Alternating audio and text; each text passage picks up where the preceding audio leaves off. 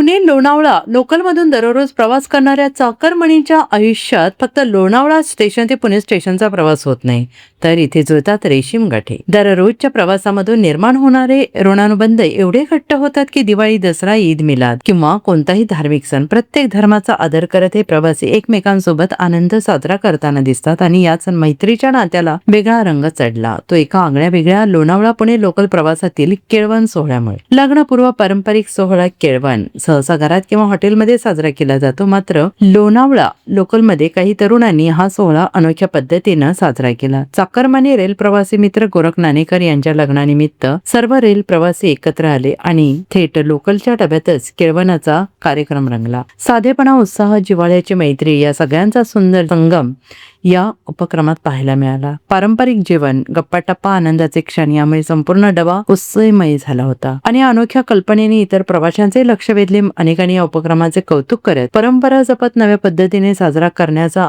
अभिनव प्रयत्न असल्याची भावना व्यक्त केली. जिथे मित्र तिथे सण. पुणे लोणावळा लोकलमध्ये जुळलेल्या या रेशीम गाठींचा हा सुंदर सोहळा मैत्री, परंपरा, एकतेचा खरा उत्सव आहे.